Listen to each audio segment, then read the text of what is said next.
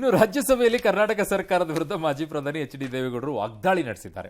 ರಾಷ್ಟ್ರಪತಿಗಳ ಭಾಷಣದ ವಂದನಾ ನಿರ್ಣಯದ ಮೇಲೆ ಮಾತನಾಡಿದ ದೇವೇಗೌಡರು ಕರ್ನಾಟಕದಲ್ಲಿ ಕಾಂಗ್ರೆಸ್ ಸರ್ಕಾರ ಸರಿಯಾಗಿ ಆಡಳಿತ ನಡೆಸ್ತಾ ಇಲ್ಲ, ಈ ವಿಚಾರದಲ್ಲಿ ಖರ್ಗೆ ಅವರಿಗೂ ಬೇಸರ ಇರಬಹುದು ಅಂತ ವ್ಯಾಖ್ಯಾನ ಮಾಡ್ಬಿಟ್ರು. ಇದು ಒಂದಿಷ್ಟು ಟೀಕೆಗಳಿಗೆ ಗುರಿ ಆಯ್ತು, ಆಕ್ಷೇಪ ವ್ಯಕ್ತ ಆಯ್ತು.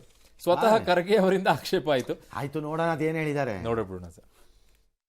Money that has been for scheduled caste, scheduled tribe. But money has been diverted and that was used for the election purpose.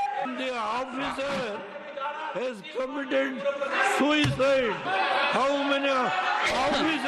ಇವರು ಯಾರಿಗಾದರೂ ಕರ್ನಾಟಕದ ಬಗ್ಗೆ ಬದ್ಧತೆ ಇದ್ದರೆ ಕರ್ನಾಟಕಕ್ಕೆ ಕೊಡಿಸುವಂಥ ನ್ಯಾಯವನ್ನು ಕೊಡಿಸೋ ಕೆಲಸ ಮಾಡಲಿ. ಅದನ್ನು ಬಿಟ್ಬಿಟ್ಟು ಅವ್ರು ಮಾಡ್ತಾ ಇರೋ ನ್ಯಾಯವನ್ನು ಮುಚ್ಚಾಕಿ ಇವರು ಕೂಡ ಅನ್ಯಾಯದಲ್ಲಿ हमारे माननीय खड़गे जी आपके सामने बढ़िया बढ़िया शेर सुनाते रहते हैं.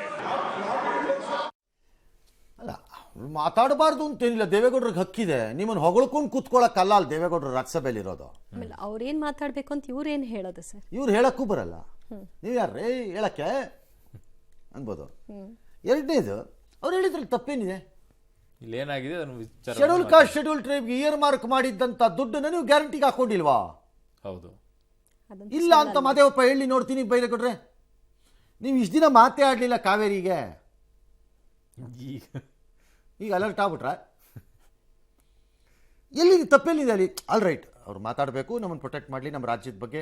ಸರಿಯಪ್ಪ, ಏನಿದೆ ತಪ್ಪು? ಸುಳ್ಳೇನಿದೆ ಅದರಲ್ಲಿ? ನೀವು ಖರ್ಚು ಮಾಡ್ಕೊಂಡಿಲ್ವಾ ಅಲ್ಲಿ?